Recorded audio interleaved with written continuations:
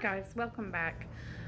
First I want to tell you guys that I'm changing the name of my channel to Crafts, Crime, and Mystery Time, because now that I don't have my parrot, Kiwi,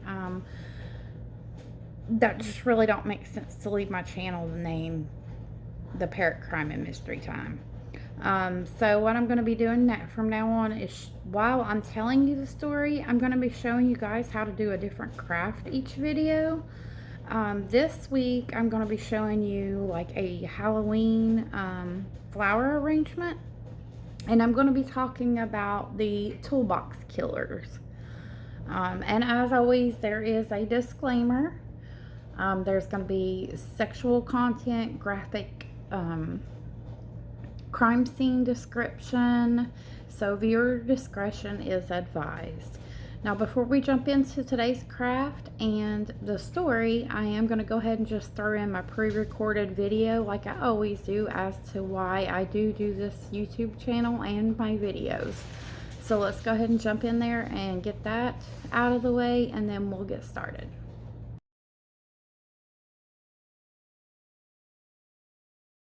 Hi guys, welcome back. First of all, I want to say I'm sorry about the hair.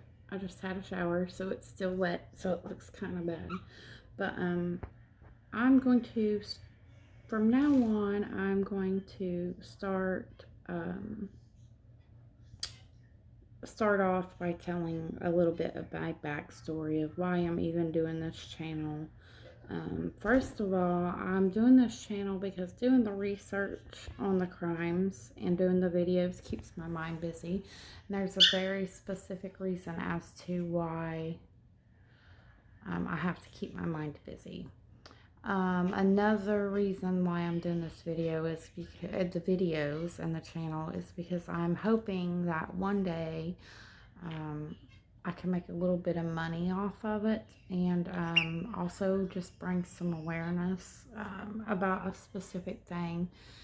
And this has to do with my backstory. I want to make a little bit of money of it because well, I'll explain that in a minute. Well, so my backstory. First of all, I'm a mother to 6 kids, 4 girls and 2 boys. I only have 5 living kids left because on December the 28th of 2020, which wasn't very long ago, my son committed suicide. And he did it by shooting himself in the head. And I'm the one that found him. So, the main reason I'm telling you guys this is because in some of the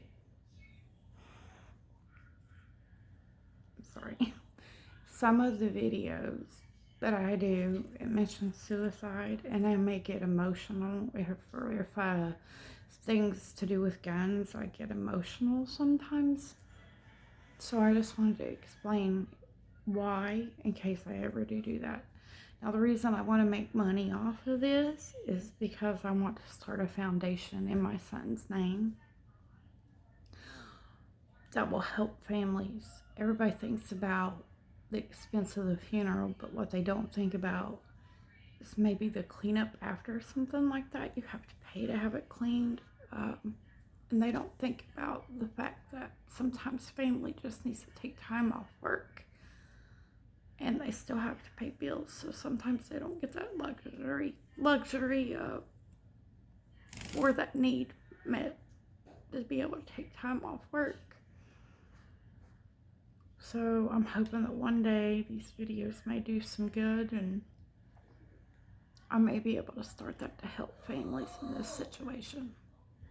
So that's my story, guys. That's why I'm doing this. That's why I need to do this. And that's why sometimes I may get emotional in the videos. Just if anybody's out there that's watching, that's having thoughts of suicide, it's not worth it. The pain don't go away. It just goes to the family members. It just passes on, so it don't go away. Just go get help, because it's out there.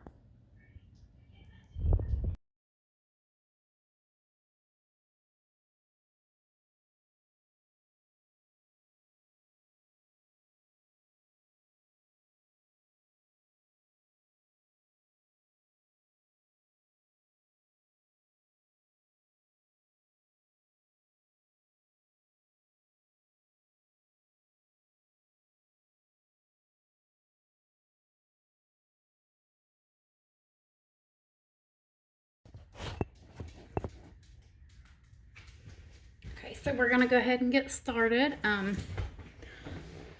Today's craft, like I said, is a flower arrangement. And as you can see, I've got this vase with these lights in it already kind of pre-glued in there to just kind of hold them in place. They light up purple. So I kind of and all I did was use a hot glue gun and just kind of glue them around inside the vase. So we'll get started. I'll go ahead and start making it so I can show you guys while I'm telling you the story of the Toolbox Killers. Now the Toolbox Killers was Lawrence Bittaker and Roy Norris.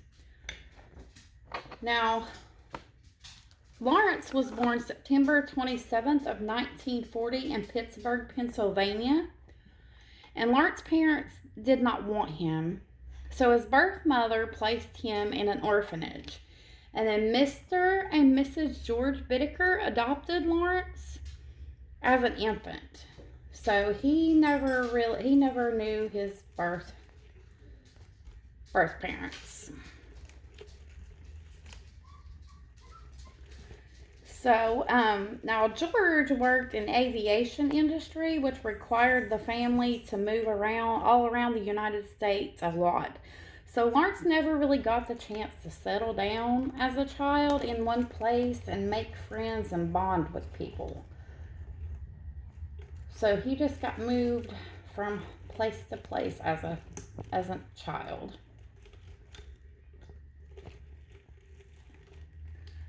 Now, his first arrest was for shoplifting at the age of 12. And the next 4 years, Lawrence would get many more charges for the same thing and also theft. Now, later, he said that he did this to compensate for lack of love and attention from his parents. Putting some hot glue on this flower to just kind of hold it in place once I got it in there. I just want to kind of tell you guys a little bit of the things that I'm doing that you can't actually see as I'm doing the craft while I'm telling you the story.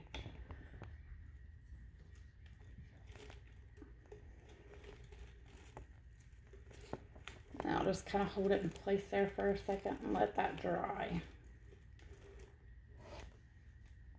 Okay, now Lawrence, he actually had an IQ of 138, so he was really very intelligent, but he hated school, so he dropped out in 1957, and by this time, Lawrence and his family was living in California. Now, within a year, Lawrence had been arrested for car theft, a hit and run, and evading arrest, and that was within a year of dropping out of school. Now, for those charges, he was imprisoned at the California Youth Authority, where he remained till he was 18.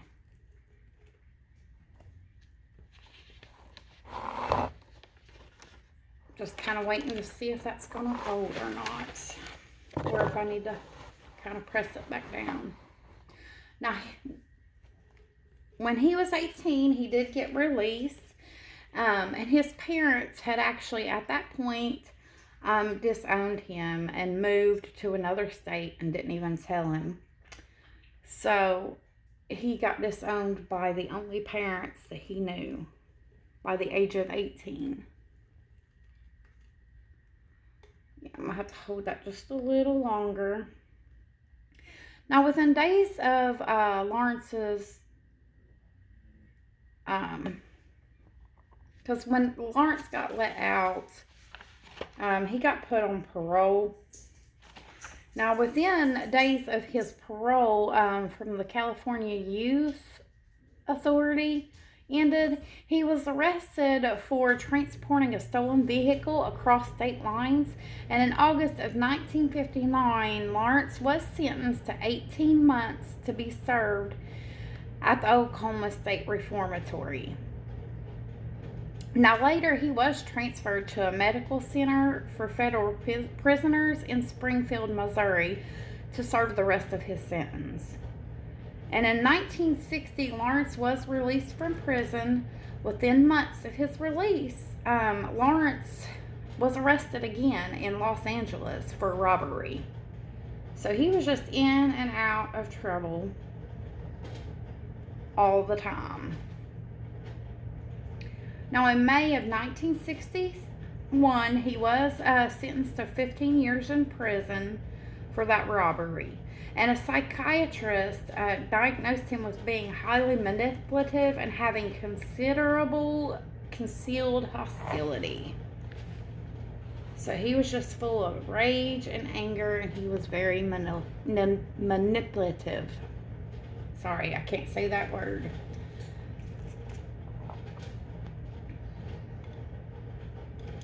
So now I'm just gonna, because I know you can't see me very well in that video.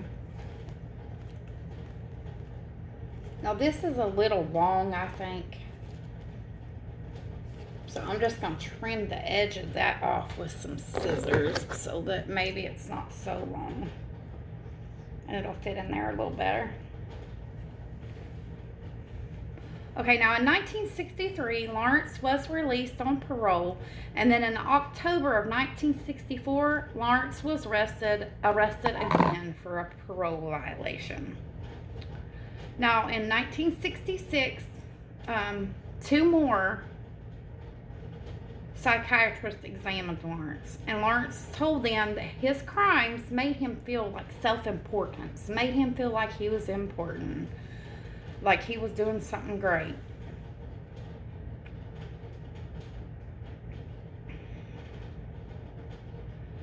So on these flowers, I couldn't actually cut that off because I don't actually have any wire cutters. I need to get some. But I just kind of, because of that wire in there, I just kind of bent it so it would kind of fit in there a little better. And I'm just kind of arranging these flowers in here to where you're going to be able to see them really good. And then once I got them arranged, now that I got them to where I think I want them, I'm just going to kind of shot a little bit of hot glue there on the side to kind of hold them in place.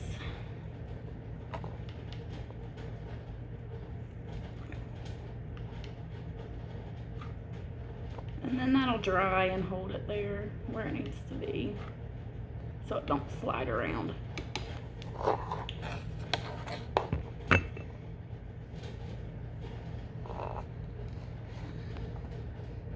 Now I'll let that dry. Okay, so like I was saying, you know, in 1966, he was examined by two psychiatrists, and he told them that doing the crimes made him feel self-importance. Now, both of the psychiatrists diagnosed with Lawrence as borderline psychopath and a highly manipulative individual unable to acknowledge the consequences of his actions. So he was pretty sick individual mentally.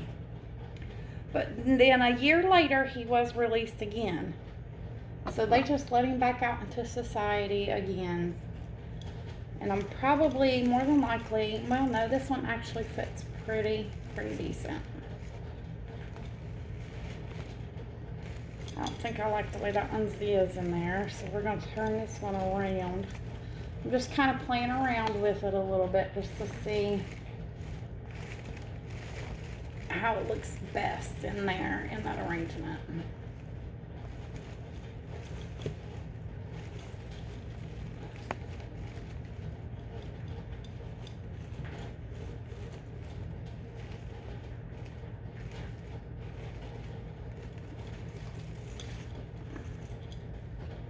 I'm going to kind of play around with this one and rearrange it a little bit before I put it in there.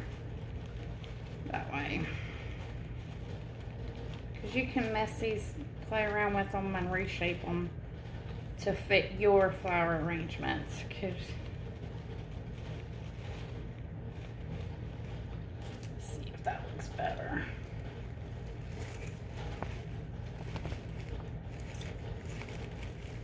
Yeah.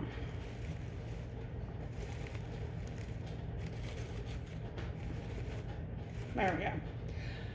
And then once again, I'm just going to kind of shoot a little bit of glue there on the side to kind of hold it hold it in place.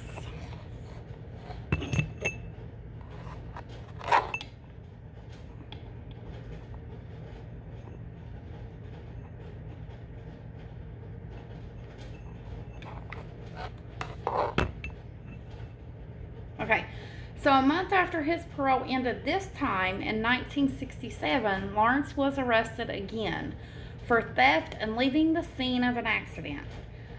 Now, this time he was sentenced to 5 years, but was released in April of 1970. So there again, they released him again. I don't understand why they keep releasing him and him just getting right back into trouble.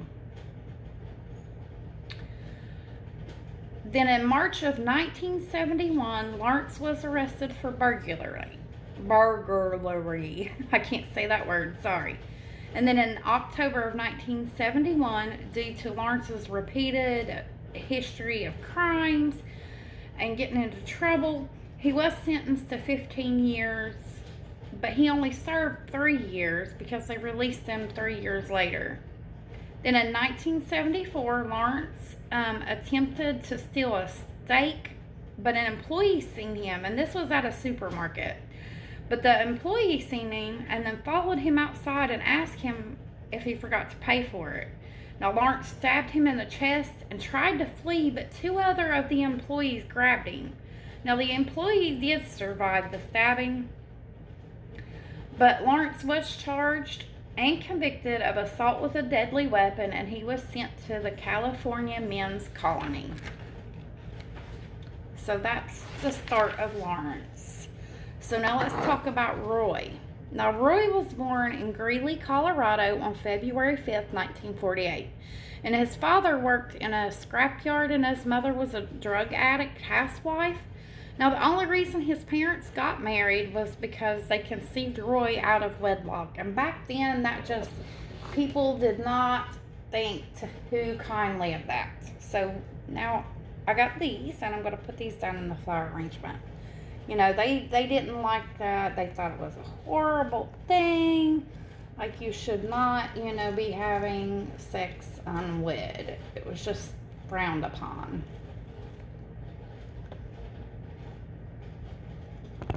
So I got that one in there.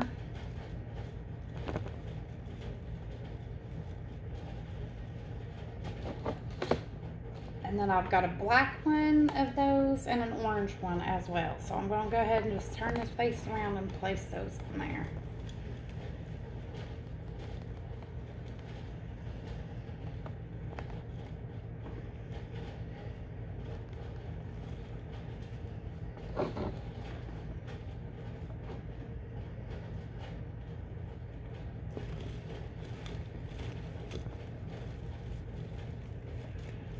Now that I've got them placed in there, I'm just going to kind of play around with them and get them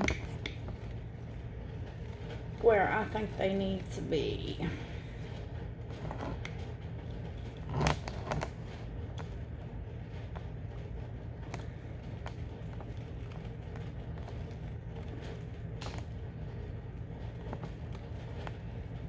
Okay, so now, Roy occasionally, as a child, he occasionally lived with his parents, but for the most part as a child, he was repeatedly placed in the care of foster families. And as a child, he was often denied appropriate amounts of food and clothing. And Roy had also been sexually abused. Now, at the age of 16, Roy was living with his parents. And Roy went over to visit one of his female family members. I don't really like the way those are in there, so we're just going to kind of do a little different with these. Now, like I said, he went to visit one of his female family members.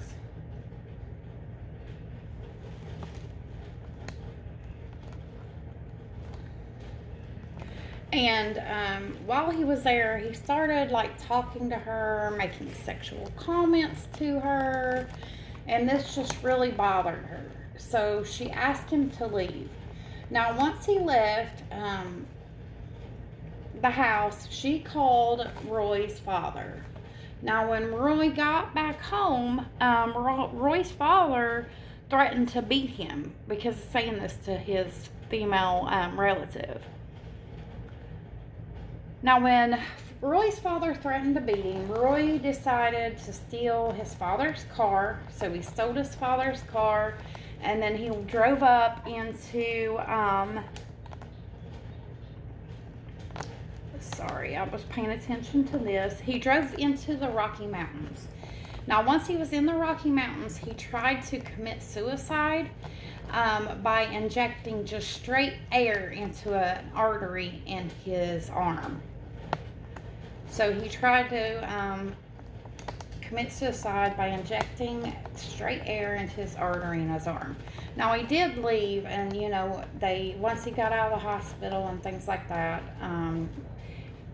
he did return home. And once he returned home, his father and mother told him that they had never wanted him, that he was an unwanted child, and just talked really bad to him about how they never wanted him and he was nothing but trouble and different things of that nature.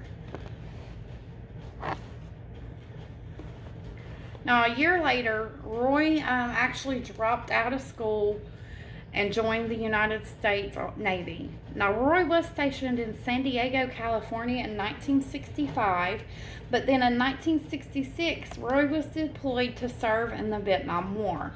Roy never saw any active combat while he was in the Navy, but he was honorably discharged after 1 year of duty. Now, in November of 1969, Roy was arrested and charged with rape, and then again with the charge of assault with attempt to commit rape. So he was arrested twice in the year of in November of 1969. He had those two charges he was charged with and arrested. So in February of 1970, Roy tried to get a woman to let him enter her home, and when she wouldn't let him in, Roy tried to break into her home. Now, she called the cops, and Roy was arrested, and he wasn't able to hurt her. The cops got there before he could actually cause her any harm. But Roy was arrested, and then less than 3 months after this, Roy was diagnosed with severe schizoid personality. So he was mentally ill as well.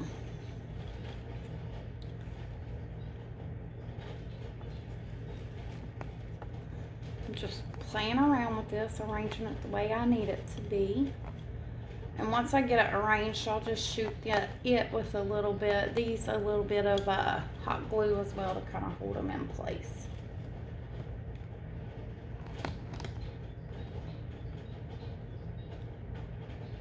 Now, in May of 1970, Roy was out on bail. Now, he started stalking a female student that went to the San Diego State University.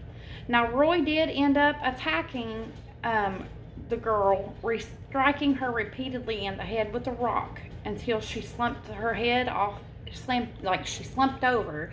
And then he started beating her head off the sidewalk as he knelt on her lower back. So he beat her pretty bad and treated her and messed her up pretty bad. It was pretty sad, that this poor girl got done this way. Now, Roy was charged with an assault with a deadly weapon, and Roy was committed to 5 years imprisonment at the at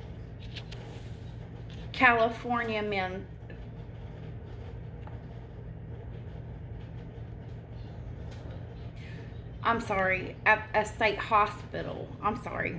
Where he did get classified at this hospital as a mentally disordered sex offender. Okay, so he went to the hospital and actually got diagnosed with some issues. Now, in 1975, Roy was released, with 5 years probation because the doctors at the hospital declared that he was no longer a danger to others. And then 3 months after his release, Roy offered a 27-year-old woman a ride on his motorcycle. Now, when she refused, this just made him mad. He was just very mad because she refused his ride. So what he done was he raped her.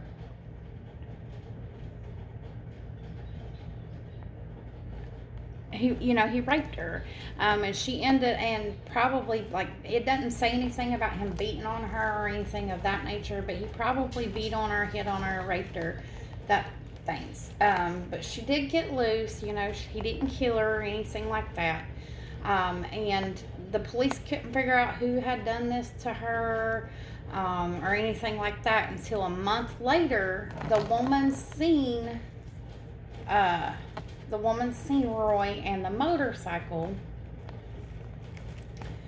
and she actually got the license plate off of the motorcycle. And when she done that, she gave that to the police. Well, they ran the number off the license plate on the motorcycle, and so they knew that it was Roy. So they went and they arrested him, and 1 year later, he was sent to the California men's colony.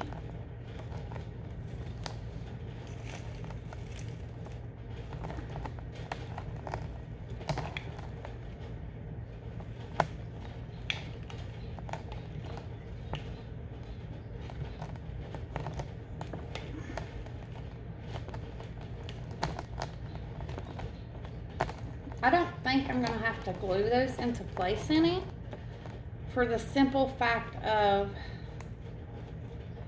where that I stuck the little battery pack in the back, it's actually holding them up.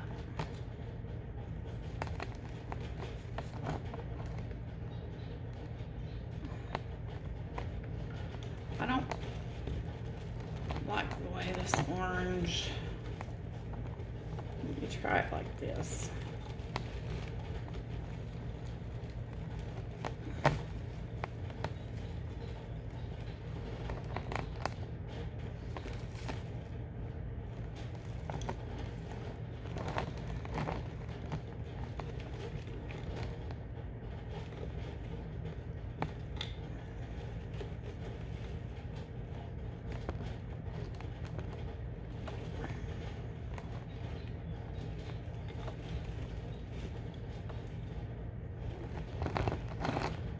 There we go.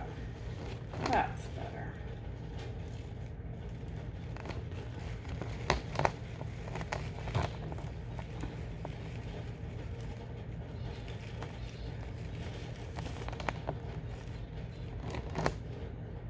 I didn't like the way that flower was on the other side, so it kind of popped off as I was arranging it. So what I'm going to do is I'm going to kind of put a little glue on it and just kind of glue it to the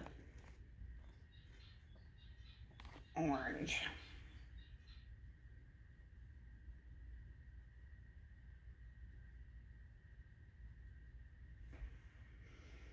So I'm just going to stick a little glue on there.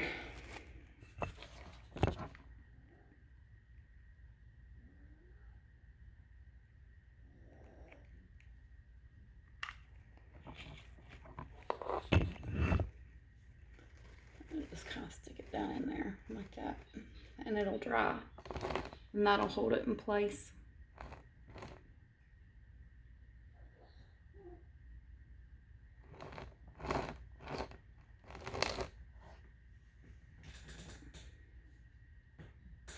Okay, so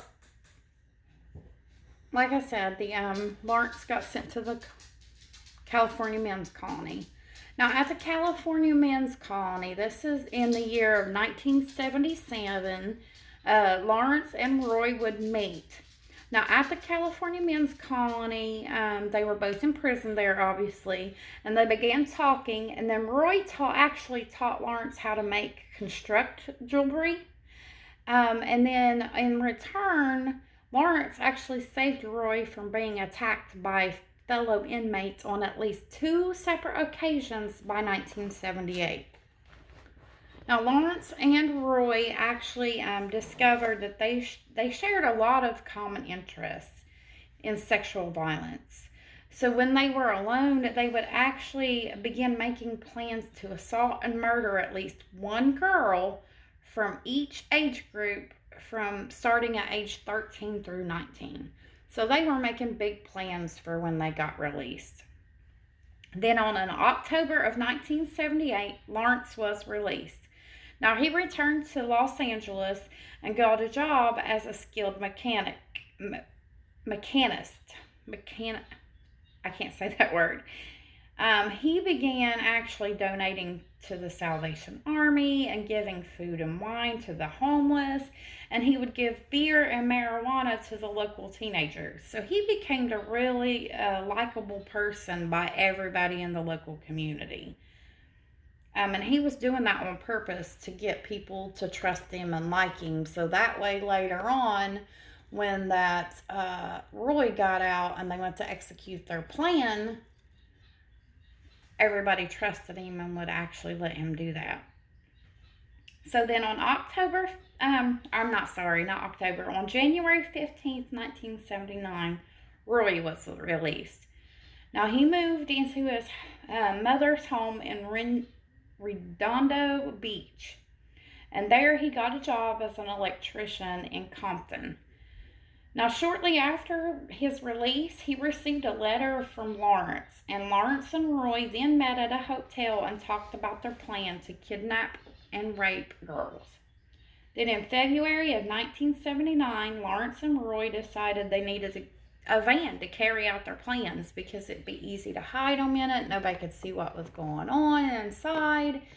Nothing of that nature. It would be more secretive. So they purchased a 1977 GMC van, and they actually nicknamed the van, and they nicknamed it Murder Mac. So they nicknamed their van Murder Mac. I'm just trying to give all of that time to dry before I do anything else to it. That way it don't start falling apart on this next step. Now, from February to June of 1979, Lawrence and Roy would practice different methods of picking up girls. That way, when they did go to do their plan and go out, they would know exactly how to pick these different women or these different girls up. So they ended up picking up 20 different girls, but didn't hurt any of those. They just let them go. They also found a fire road in the San Gabriel Mountains, and Lawrence actually broke the lock off and replaced it with his own lock. That way, they'd have a place to take these girls and rape and murder them, and it would be a remote location. Then on June 24th, 1979, Lawrence and Roy put a bed, tools, and a cooler in their van. Then at about 11 a.m., they drove over to the Redondo Beach area, and at approximately 7:46 p.m., they saw a 16-year-old girl walking down the side of the street. Now, Lawrence and Roy tried to get the girl to come with them willingly by offering her marijuana and beer. But when she didn't, they drove up the street a little further and parked. And then Roy got out and opened the van's sliding door and got inside. And when the girl walked by, Roy grabbed her and pulled her inside and shut the door. Then Lawrence turned up the radio while Roy gagged her and restrained her arms and legs with duct tape. That way that nobody could hear, all they would hear would be the radio. So then Lawrence drove them to the fire road in the mountains that they had discovered and decided that's where they were going to commit their crimes. Now, once there, they parked on the road, and Roy told Lawrence to take a walk and then come back in an hour. So then Roy raped this girl. And then when Lawrence came back, he raped the girl. Then Lawrence left the van again, and Roy raped her again. So this girl was raped a total of 3 times. Now, while Roy was raping her, she asked him if he had planned on killing her, and that if he was, to let her pray first before they killed her. But they did not allow her to. They didn't allow her to pray. So what they did was they strangled her. Or Roy started strangling her, and he got disturbed by the look in her eyes after about 45 seconds. So he couldn't do it. He went to the front of the van and vomited. So then Lawrence strangled her until she collapsed to the ground, and then she began convulsing once she collapsed to the ground. So what Lawrence did was he twisted a wire coat hanger around her neck with vice grip pliers until the convulsing stopped and he knew she was dead. So then Lawrence actually wrapped her body in a plastic shower curtain and threw her over a steep canyon.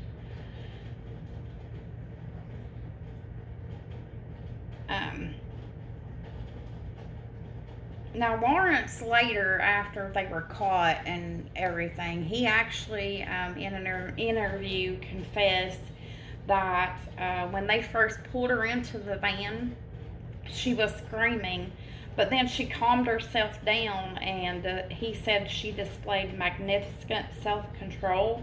She didn't scream, cry, resist them, anything of that nature, and just Lawrence was just impressed with how well she calmed herself down and had her self-control. Now, on July 8th, 1979, Lawrence and Roy saw an 18-year-old girl hitchhiking along the Pacific Coast Highway.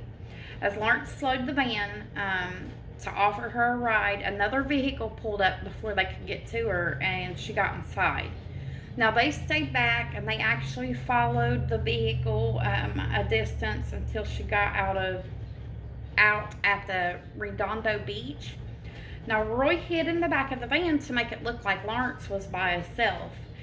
Now, then Lawrence offered to take her anywhere she wanted to go, or anywhere she needed to go.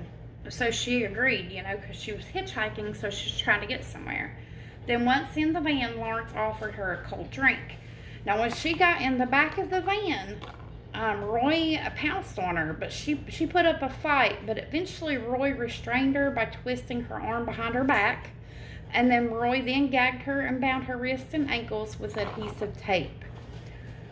I'm just going to kind of check this to see if I think it's holding pretty good. So now we can, I'm going to show you the last step into this. Now, these pieces of this ribbon type stuff, I pre-measured those and cut those. Now, I am going to cut off a little piece of this here in a minute, and you'll see why in a minute. So what I'm going to do with this is I'm going to go back here in the back, and I'm just going to kind of run a strip of glue down it and place that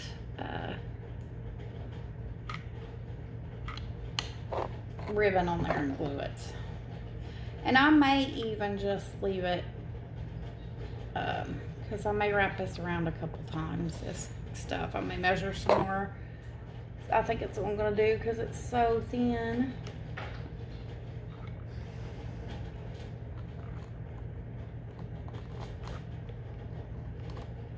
I'm just kind of running some glue down through there to hold that on.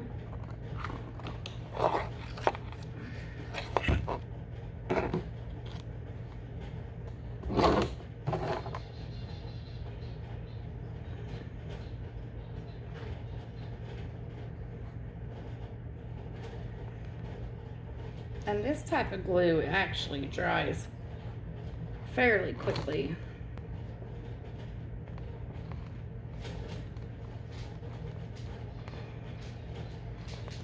This hot glue.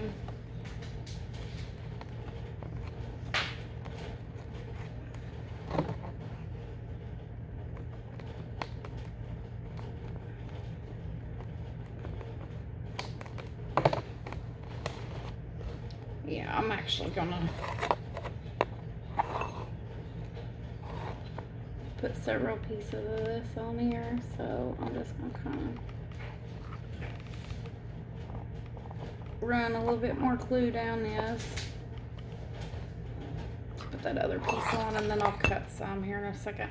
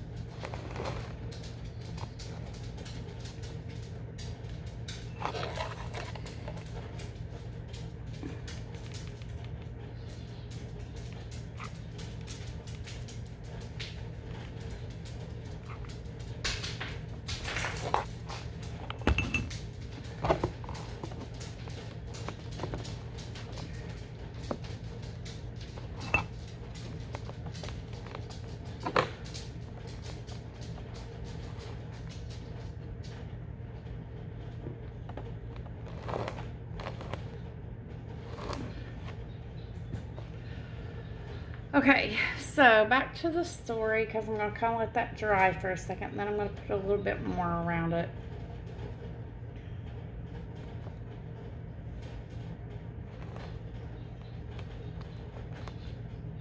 Actually, I think that looks cute like that, so I'll let that glue dry, and then I'll just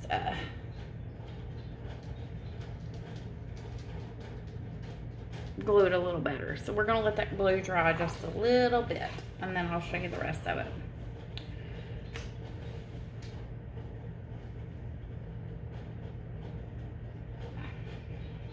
Okay, now once that he had her bound, Lawrence drove them into the back up to the fire road, just a little further up from where they took their last victim. Now once they parked,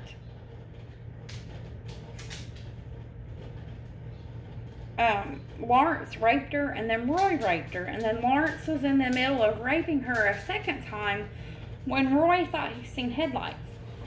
So Lawrence stopped and covered her mouth and dragged her into some bushes where he hid while Roy drove around looking for the other vehicle.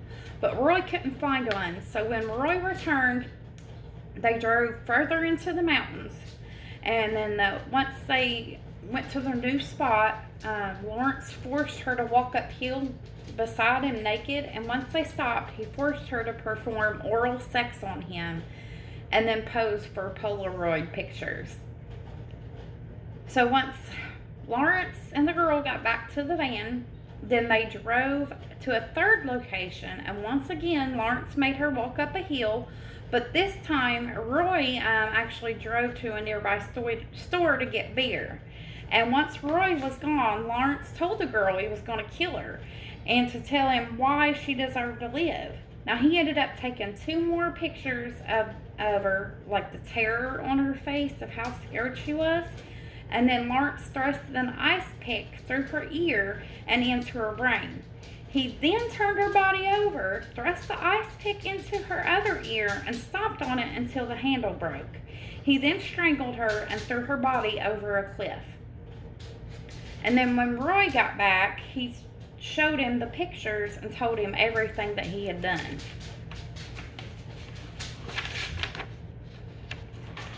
So that girl was thrown over a cliff and was done pretty bad.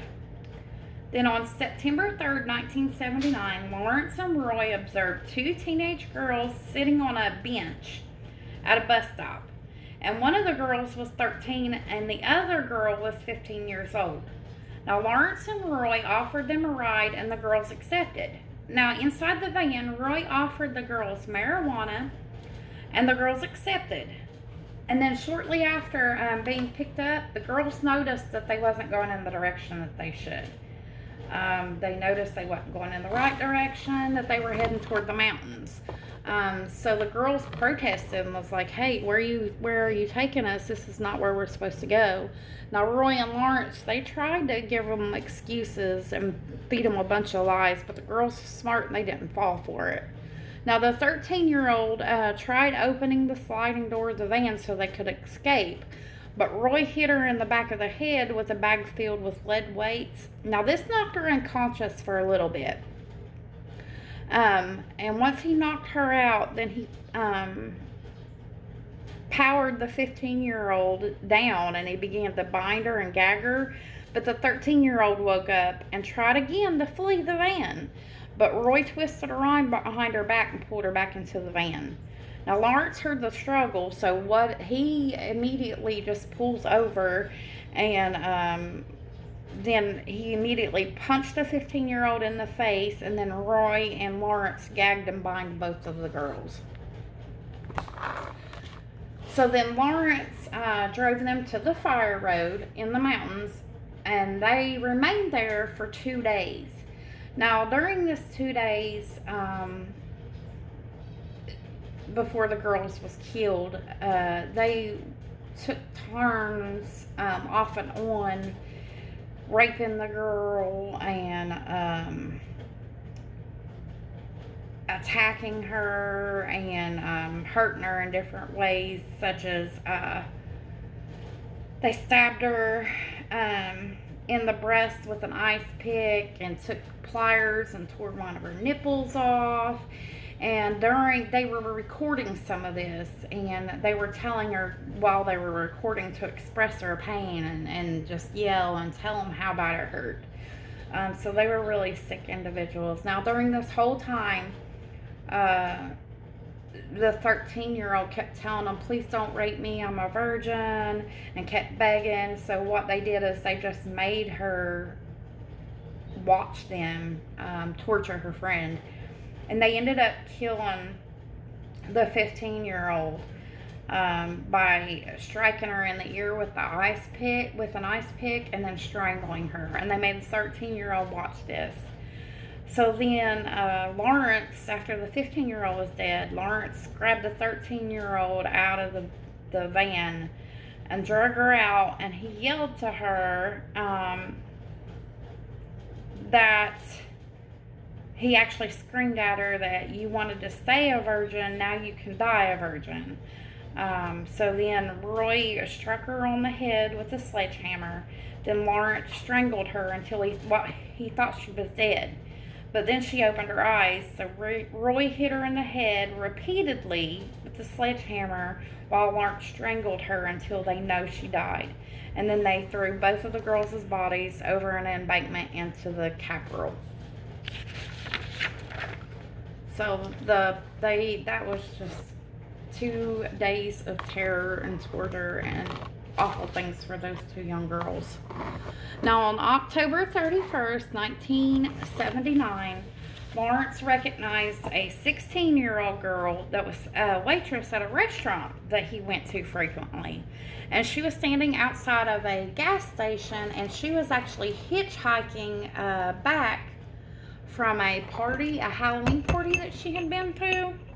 Now, Roy and Lawrence actually offered her a ride, and because she recognized Lawrence from the restaurant, she thought it would be okay, so she actually accepted the ride. Now, once they all got in the van, instead of Lawrence driving like he normally did, Roy ended up driving because Lawrence wanted to sit in the back with this girl. Because there's just something about this girl. He wanted to be the one sit back there with her. I'm just adding some more glue to kind of hold that on there good. Kind of straightening it out. Kind of putting it down on there. Because I want that on there good. Just bear with me and I'll get back to the story.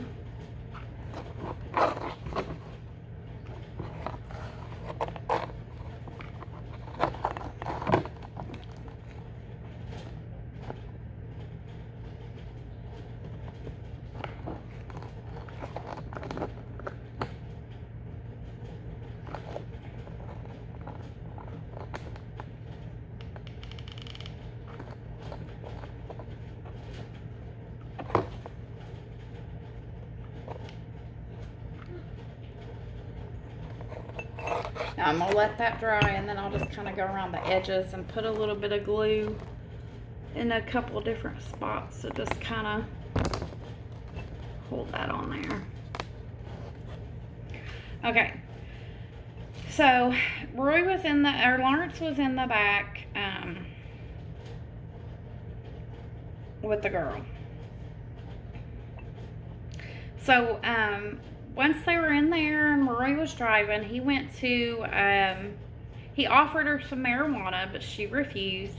And then they drove to a secluded street. And then they drew a knife and then bound and gagged her. Then Roy, after she was bound and gagged and they knew nobody would be able to hear her screaming or anything of that nature, then Roy just started beginning to drive around in no certain direction or no certain place to go. And now the whole time that they were driving around, which was for about an hour, Lawrence began torturing the girl. He first untied her, And then he began slapping her in the face and mocking her. Then he started beating her with his fist as he repeatedly shouted for her to say something. Now, when she began to scream, Lawrence shouted for her to scream louder. And when she got louder, Lawrence asked her, "What's the matter? Don't you like to scream?" Now, keep in mind, through this whole tormenting of this girl and everything with this girl, they actually recorded it. Now, the girl began to cry, and she begged him repeatedly, "Just no, don't touch me." Now, Lawrence again ordered her to scream and began rotating between his fist and a hammer, hitting her in her breast. And then Lawrence began to rape her and sodomize her, and he would torture her with pliers while he was doing this. So he would sodomize her and rape her with pliers. Now, after about an hour, Roy parked, and he actually got in on the torture. Roy hit her in the elbow with a sledgehammer, and she begged him repeatedly, saying, "You broke my elbow, don't hit me again." But Roy struck her 25 more times in the elbow with that sledgehammer. Then Roy asked her, "What are you sniveling about? Like, what's wrong with you? Like, I didn't just hit you in the freaking elbow with a sledgehammer and your elbow's broke." After about 2 hours of them torturing and raping her, they killed the girl by strangling her with a coat hanger by tightening it with pliers. Now, the whole time, like I said, they was torturing and killing this girl. They recorded it. And you could, like the recording, you could hear them shouting at her and her begging and pleading, and you could hear the sounds of the thuds from them hitting her and the clanks of them getting different tools from the toolboxes. It's just really sad. This poor girl was tortured worse than any of the other victims and got done worse than any of the other victims.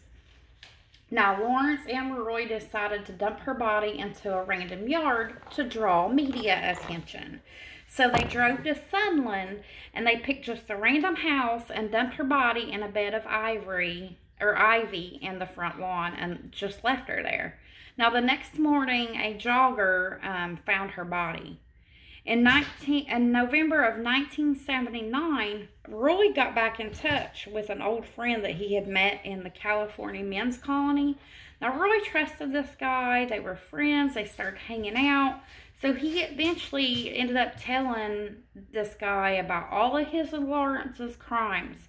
He told his friend every detail about the murders and the rapes and everything they'd ever done. Now, the friend pretended like, "Hey, this ain't bothering me. This is cool. I'm not going to say nothing." But in all reality, it actually bothered this friend a lot. Like, he just didn't agree with what they'd done. So,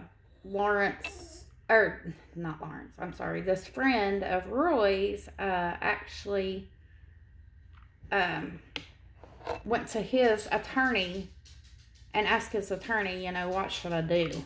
What should I do about this? What's your advice? Should I just let it go? Should I report it? Like, what should I do here?" So, what the attorney actually told this guy was that they needed to go to the police and that he would go with them.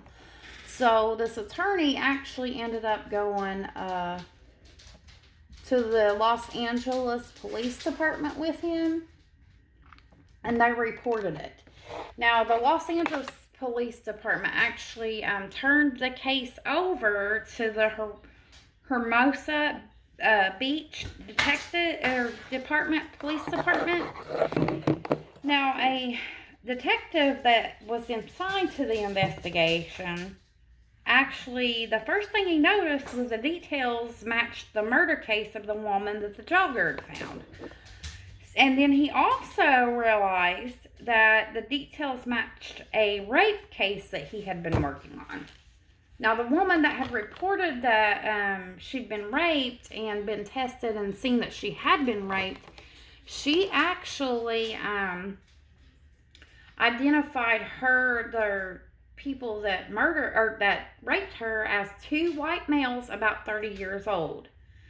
And what they had done is they had maced her and threw her into the back of a van, and both of them raped her and then released her. Now, the detective took several mug shots of different people to the woman's home, and she instantly identified Lawrence and Roy as the men who had raped her. Now, upon linking Lawrence and Roy to the rape, the police department placed Roy under surveillance. And within days, they had observed him dealing in marijuana. Then on November the 20th of 1979, Roy was actually arrested for parole violation. And at the Burbank Hotel, where Lawrence was staying, he was arrested for the rape of the woman. Now, although the woman had identified Lawrence and Roy in the mugshots, when the police did a police lineup for her, she wasn't actually able to identify Lawrence and Roy out of that. But since Roy had been dealing in marijuana and Lawrence had drugs on him when he was arrested, they were actually able to hold them both on parole violation. So at this point, the police got a search warrant to search the van and both of their apartments. So when they searched Lawrence's apartment, what they found was 2 Polaroid photos of 2 girls that had been reported missing earlier that year, and 7 bottles of various acidic materials that Lawrence and Roy later confessed that they were going to use on their next victim. So in Roy's apartment, they found a bracelet that actually belonged to the last victim, the one that they left in the yard, and Roy kept that as a souvenir. And then they also found about 500 different Polaroid pictures of different girls that they had been taking. I guess they were just getting ideas for victims when they were taking these Polaroids so that they could look at them later and decide what one they wanted to be their victim. Isn't that cute?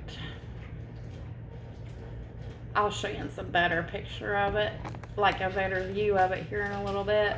But I'm just going to turn that on so we can see what that looks like. So look how cute. How cute is that? Super cute, huh? Okay, so back to the story. So in the van, what they found when they searched it was a sledgehammer, a jar of Vaseline, 2 necklaces that belonged to 2 of the victims, and a tape recording of their last victim. And they seen the bed and stuff like that in the van. Now the recording they're mentioning is from their last victim, the one that just, you could hear the begging and the pleading and the abuse and torture. Now the police heard 2 male voices on the recording, which was identified as Lawrence and Roy. And the police had the mother of the victim that was found on the lawn to listen to the recording to see if she could identify the female's voice. Now the mother identified the voice as being the voice of her only daughter. Can you imagine having to hear your daughter go through that? To hear that, that's just sad. I just could not imagine. Now on November 30th, 1979, Roy had a preliminary hearing in relation to the rape. Now, at the hearing, he waived his rights, his Miranda rights. And then the detective and the district attorney started questioning him about the rape and then about the murders and his involvement. But he denied it at first. But then after they actually presented him with the evidence that they had collected from their apartments and the van, he confessed. And he told every detail, he told everything in graphic detail to the police. Now, Roy agreed to go to the San Gabriel Mountains to help the detectives try to find the bodies. And some of the body pieces was found because they had been scattered. Actually, they found the skull of the victim that had the ice pick still in her. But some of the bodies wasn't found. And then in February of 1980, Lawrence and Roy was charged with murder. And at the arraignment, Lawrence was denied bail and Roy's was set at $10,000. Now, within a month of them being charged, Roy did accept a plea bargain that he would testify against Lawrence, and in return, Roy would not get the death penalty. Then on March 18th, 1980, Roy pleaded guilty to 4 counts of first-degree murder, 1 count of second-degree murder, 2 counts of rape, and 1 count of robbery. Now, sentencing was postponed till May 7th. Then on May 7th, 1980, Roy was sentenced to 45 to life in prison with eligibility of parole in 2010. Then on April 24th, 1980, Lawrence was arraigned on 29 different charges. Now, those charges include kidnapping, rape, sodomy, murder, possession of a firearm, various charges of criminal conspiracy, and 2 counts of conspiracy to commit murder. Because while he was in jail, he tried to convince 2 inmates that was getting ready to get released to kill the rape victim so that she wouldn't testify against him. Now, when the judge asked Royce, how do you plead? He wouldn't answer. He would not answer any other questions, say what he pled, or anything like that.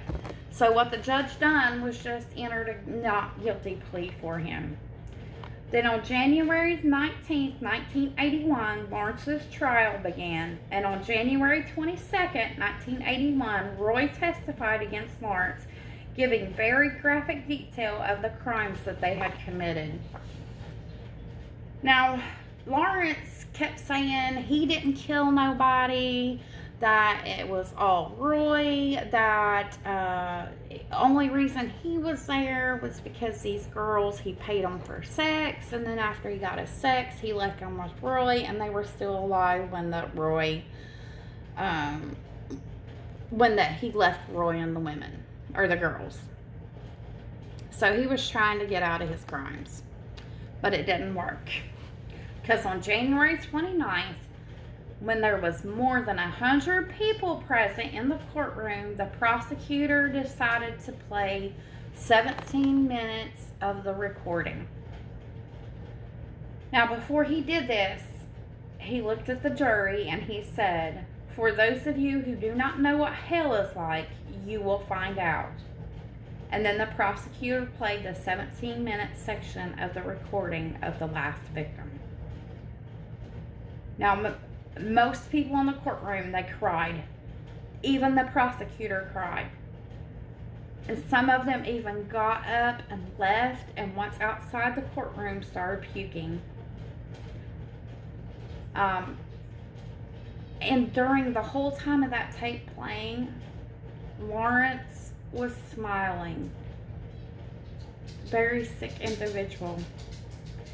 Then on February 17th, 1981, Lawrence was found guilty of 5 counts of first-degree murder, 1 charge of conspiracy to commit first-degree murder, 5 charges of kidnapping, 9 charges of rape, 2 charges of forcible oral copulation, 1 charge of sodomy, and 3 charges of unlawful possession of a firearm.